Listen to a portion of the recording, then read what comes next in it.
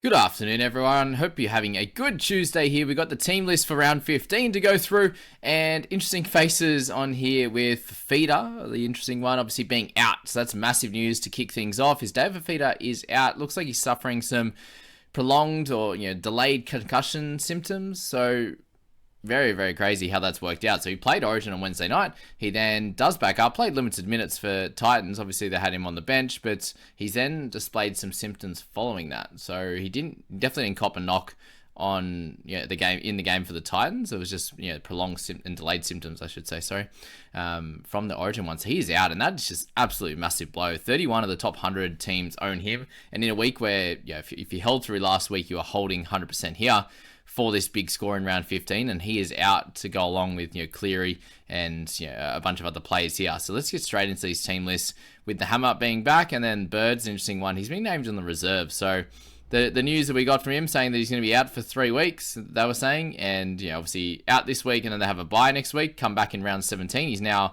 the news was that he was going to be named to be on for DeBellin being out either at lock or on the edge, and he's been named in reserve. So that's at least something to be like, okay, he's not that close, and they obviously have a few guys out. Blake Laurie's on the reserves as well. So if he, with them, all three of them being out, that is an issue with their squad, and you can understand why Bird might be pushing to play in this round 15 clash. AJ Brimson has returned. He's at the fullback position. Jaden Campbell keeps 6, and the interesting news there is Toby Sexton has actually been playing reserve grade for the last 3 weeks, and he'll be named there again. He's not in the reserves or anything here as well. So they've definitely just given the team to Tanner Boyd, which, was about 6 weeks ago when Tanner didn't have one kick meter. They let Sexton take over and he helped win them the game, and then he hasn't even played since. They're now just giving it to Tanner. I can't work out the Titans and how they work things out for sure.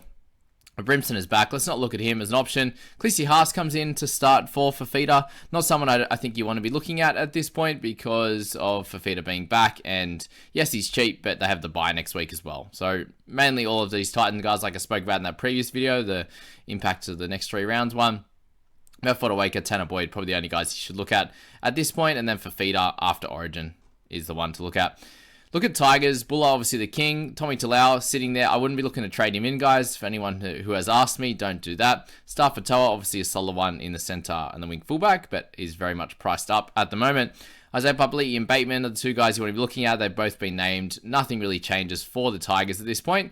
David Clemmer is in there as well, but not someone you really want to be looking at. They stick out with the same side, so that's that. On the Raiders side, it is Croker's 300th. Massive congratulations to him. I actually, part of me was tempted to head down there and watch that game. It's an awkward one on a Friday afternoon, so I won't be heading to Canberra to watch that one, but I thought that would be really cool. He's such a good guy and a great figure in the NRL community, so I'm very glad that Sticky rested him for that one just so he could be ready to go for this clash against the Warriors, and two great teams. Obviously, big long-standing club in Raiders there. Good to see Croker out there for his 300th, and it's going to be great to watch. So that's that. Just want to give him a little tribute. And we see Taps go back to the 10 position, so back in the prop. Horsburgh go back to 13. Whitehead returns after his couple of game suspension. So that's that with that. Corey Horsburgh benefits, I think. That one game where he got plenty of attacking stats, and they ran him a lot. Tried to expose him on that edge, and then last week they didn't get the big tackle numbers. Definitely didn't get the run numbers, which he will get in the 13 role. And that probably means Tups goes back to a lower minute role there. So if anyone who brought him in over the last week or two, that hurts, especially you were looking for that massive score last week and didn't receive it, unfortunately. They're still going with Kotrick on the bench there, which is interesting. Warriors, guys, I've seen a few people looking at bringing in Chance and Klookstar. I don't think it's the best option there. He's almost up 100k since we picked him up a couple of weeks ago and has the bye next week. So I think there's other better wing fullback options. Ponga is one of them that I think can score better, a little bit better, but doesn't have the bye in round 16, which is going to be important. Metcalf keeps his spot. Johnson is there, and a lot of people are buying him for Cleary, and I completely understand that. Obviously, just one buy in the next, 6 weeks? Which is cool. And then I think he has one in 21, 22, one of the rounds there.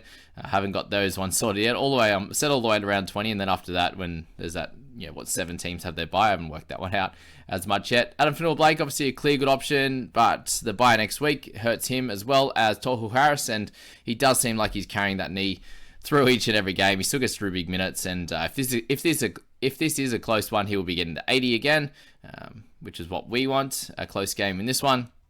4 guys like Horsburgh, plenty of work through the middle for Taps, Horsburgh, Torquil Harris and Johnson, plenty of kicking there, which would be good. So that's that, and you've got Leah Tau. We're going to go with that for Ali there in the Warriors, making his debut. So congratulations to him with Rocco Berry with his head knock. Eagles come up against Dolphins in the secondary Friday night game. Tommy Trbojevic has been given an exemption to come back and play. So they have to go to an independent doctor again and just make sure that they're completely clear of concussion. And if you haven't had, I don't know, it's hard to work out though, because Chan's had a recent one and he went and got checked and he was fine. He'd had one earlier in the season and had a second one, whereas these guys haven't had one yet. Tom Trbojevic, Reid Marnie, he's been named and he's going to go see that independent doctor as well, neurologist, I should say, to be able to see if he can play. So if you see Reid on there, he's still subject to being told he can't play. Tommy Trbojevic has been cleared to play in this one, which is going to be big news for him. What it does mean, though, is Ruben Garrick goes back to centre, which I don't like. And if you own him, not ideal, I don't think. We definitely prefer him on the wing. Finishing tries out there. He is going to have Tuipulotu on his outside, I believe, for Saab staying on the right with Kohler there. So I don't really like that for Garrick. If you own him, you just have to cop it, I believe. But yeah, I wouldn't be looking to buy him. Someone we are looking to buy, obviously, is Samuela Fainu there. You have him at the really cheap price, $250. He should be able to do a good job. Hopefully play big minutes there. They do have, Condon, they have Bullymore, these types of guys that can come in and do a job. Fainu played just over 60 minutes last time he went out, and I think he can do the same, guys. You've got Sipley, he's not going to be a massive minute guy, like he'll be decent. Paseka, he's probably their bigger minute guy. Kepi will probably play 40 to 50, so pretty much the only guy going to play 80 in this forward pack is Olakuatu, which means there's enough minutes to go around, and I think Fainu will get the big minutes if he continues to come out and play pretty well. If you're looking at the Dolphins, as I said, Hammer has returned. You see Nikorima go back to 6. He scored well at 1 last week with plenty of turnover tackles and try savers. He goes back to 6 where he has been doing well, and I have preferred him with Lemuelu. That's when he got those bunch of tries, which is great news. If you had the issue with Jeremy Marshall-King, thankfully he's back in your team. If you sold him, then I get it. He misses 14 and 16. But he's back for this one, which is great news, and hopefully he is good to go. A few people are talking about Farmasili, actually, on that one. I don't like him. He's obviously cheap, but not a great option. The guy you want to be looking at who's going to benefit minutes-wise is Ray Stone. You've seen that in the games that Gilbert hasn't played. Stone has stepped up and played big minutes. When he gets big tackle numbers and doesn't miss a lot, he's a 50-point player. He's going to have games where he gets mid-30s, though, because he misses a lot of tackles. So Ray Stone's the guy I'd be looking at, personally. He does have the bye next round, but we'll play 17, we'll play 19, 20, which is good news. And probably what you want, and then you'd probably move him on from there. So you do need to have a selection of trades left to be able to go for that one there. So Dragons come up against the Bunnies, as I said, with Jack Bird there. He's in the reserves with Blake Laurie, so both of those guys could come back. I don't see why they would do that personally, but Dragons are going to do what they're going to do. With Ryan Carr, I don't think they're him rolling out this team. They're expected to win, so I don't think there's any forcefulness to bring him in. They're not going to make the 8, so I think you just get Jack Bird right rather than he has a history of knee injuries. I don't see why you would push him into this one. And playing on Saturday at 3 p.m, you probably will find out about Bird by Friday, I'd say. Otherwise, you're going to have to wait until this one, and then hopefully you have a trade option if you are looking to trade him out, or you're just holding him there. I think Scoop held him, which we'll speak about tomorrow as well.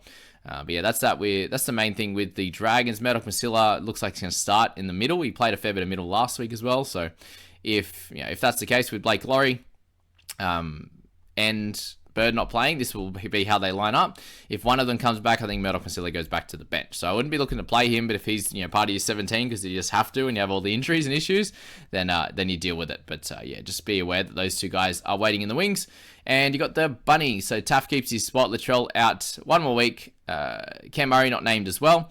So those two guys are going to try and just be ready for Origin, which is obviously good news for New South Wales. Not so good for Bunnies, but I still think they can get away with this one with the rest of the squad doing good things. Isaiah Tass, a couple of good weeks in a row. Bunnies come into 3 buys in the next 12 weeks or something, so I'd be avoiding any bunnies at this point. But guys like Shaq Mitchell, I think are going to score well in Murray's absence. He's got a few games under his belt and is in good news. This is good news for him, I think, and his scoring. We actually see the return of Silva Havili, which is a massive in, and he's definitely someone that's we can look at as a potential option post their round 16 buy, I think, but. He's you probably want to see him play a couple of games first, and this one here in round 15 is going to be great to see him get out there and run around, and he's one of those guys that just is such an important player for this Bunny side, and it'll be cool to watch his involvement in their team in general. Guys like Kamisele are improving. Totola, good to see him back, playing some good footy, and then Havili is really important for this side as well. So to have Colin Matangi back as well. They have a bunch of ins. Obviously, the outs with Murray and Latrell are going to be painful, but that's that. And I think for Damien Cook, very much an audition for Origin here. So that's that there. Arrow is obviously gone with syndesmosis. Murray will just be the 1 week. So he'll be back in 17 or 18, I'd say, for Bunnies, but I think he needs to be sold in your side if you own him right now. Broncos come up against the nice Knights there. Walshy, obviously a good hold. Carrigan, Haas will be back playing like they did last week and did a good job. Herbie Farnworth, the potential option, but I wouldn't be looking at many Broncos guys' team. I'd be holding on to Haas. I'd be holding on to Carrigan. This week, they should be able to play big minutes, do really well, and then you can decide what you want to do with them in round 16. Guys like Piakura getting decent minutes. I doubt that's going to happen in this one with the full squad, but still might get the 40 or 50. I just think Carrigan will play bigger minutes. Capewell will still get big minutes there. Fleggs probably get a couple more. Haas probably get the same or a couple more. So I doubt that there's going to be 52 like he got last week. So not really an option. For the Knights there, Ponga, a good option this week, guys. Still very cheap. Someone I'll be looking at depending on what happens with the Dylan Brown situation, which we'll get to in a sec. They actually play Sunday night, which is an absolute killer. So hopefully we find out more before game day on Thursday there with Brownie, so we can make that decision on him. But yeah, Ponga in there, I think he's a good purchase. Bradman Best, if you need a centre, he's a solid one as well. Greg Marzu, obviously one of the top wing fullbacks at the moment, so I wouldn't push you away from any of those 3 guys. Crossland, potentially a hold man, will take a few minutes from him, but yeah, still. I think you could play him this week in your 17 and not hate it, just with how many injuries and whatever else is in there. Strange, I've only got 2 reserves, 18th and the 19th man, so not sure what's going on there. Lockie Miller is out with Kurt Mann coming in. So Lockie Miller, get him out of his sides. He's Gonskis, unfortunately.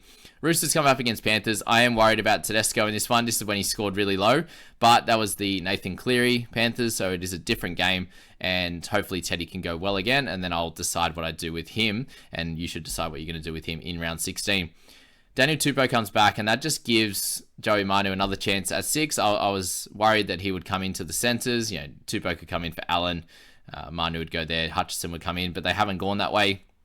Apart from Tupou, they've named the same squad there with Tupanua in the 13. Sandon Smith gets his chance again with the Lodge, Crichton, Brown bench. Matt Lodge has come out and said he doesn't want to be at Roosters next year. So he's obviously going to want to play more time and the like, which is fair enough. And yeah, it's strangely still going with the Butcher brothers in the back row. I think Egan is a better edge, but is a better middle, but that's that. Turpin, a great purchase, guys. I wouldn't be rushing out to buy Manu at the moment. Obviously, with his losing money, the lowest score last week, coming up against the Panthers. Not exciting, to be honest with you. But that's that. Panthers on the other side, you got Edwards as a potential buy. You've got Cogger, if you like. You get 4 weeks out of him until Cleary's going to be back, likely in round 20, or maybe if you get 5 weeks out of him after their buy, plays round 20 as well, which I think is likely. Isaiah Yeo, the gun in here. Fisher Harris losing some cash, definitely an option still. Now that he's even cheaper. I am just worried about his knee, though. It doesn't seem like he's back to his best, which is not what you want. We go to Storm and Sharks to last couple of games here to finish it off for your round 15 team list analysis. Thank you for being here. If you haven't subscribed, if you are new, I'm still getting some subscribers roll in.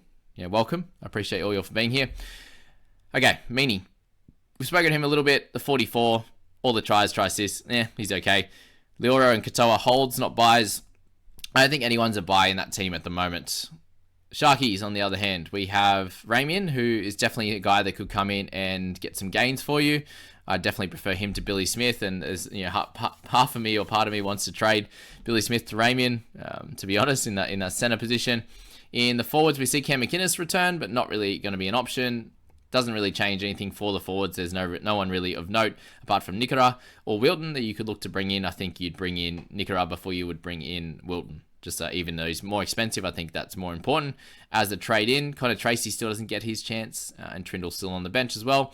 Bulldogs and the Eels. The big news here is Dylan Brown has been named, so I suppose knowing what they know, Eels, they haven't stood him down straight away. So not exactly sure what that means, but it is better signs for him playing than him not being named. If he wasn't named, then it sounds like it could be really bad. Him being named, still gives him a chance. I think, we'll find out more tomorrow afternoon. Hopefully by tomorrow night or Thursday morning, we know as much as we can. And, if he's been stood down or what's happening. So let's just wait till then to make our decisions with Brown and, what we do with, trading him, Moses in, all those types of players. There's a lot to think about there. You've got Regan Campbell-Gillard has returned 2 weeks early. So, is that important for them? Probably. Should he be coming back early? I don't know. But he has. He's recovered, so it seems, and he's been named. He's not just sitting in the reserves and a chance to play. They've just named him straight up. Obviously, good signs. You've got Davey coming back as well. Jermaine Hopgood in the 13, so a very solid, strong starting forward pack. But then the interchange is Ogden, Hands, Dury, and Makatoa. Oh, hold on. Where's Greg? I didn't even notice. Hold on. Did they say anything there? Moretti dropped down. Have I missed it? Is he in there? Was Greg out? Campbell-Gillard, Barlow, Cartwright, Davey, Hopgood, Ogden, Hands, Dury, Makatoa. Yeah, right. He's out. They haven't even said what he's out for. Can anyone find that out for me? They actually say. Yeah, right. Okay. Wow. I was even thinking about him as a potential option, and he's out. Joe Fangaui's out as well. Okay. Oh, he's obviously out with their head knock. That's a strange one. No, he got injured. Okay. Anyway, I'm a bit flummoxed by that one, the Widemu Greg, how he's not in the interchange. So, wow, that's huge news for anyone who owns him as well. I know a bunch of people do, and he's a big out. Big out. Okay. Well, there you go. So we'll find out more. Moses is obviously a good buy, but there is a small chance that he plays Origin. I think it's probably an 80% chance it goes Hines and Luai, and either Cook or Burton on the bench. I think that's either the play.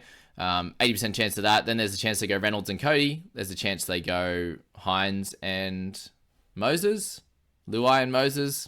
Small chance. So I think that, it's a little bit of a worry about the Moses situation. A little bit worried about Matt Burton's situation. But, that's where you're at there.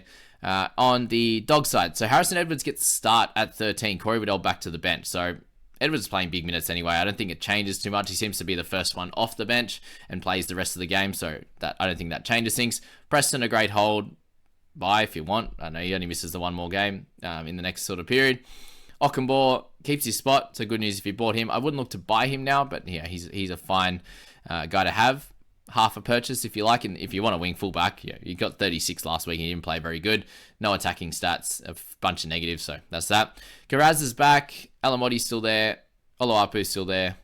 He's still a potential purchase. Kiraz, I'm just worried about all the injuries. He's got the leg stuff.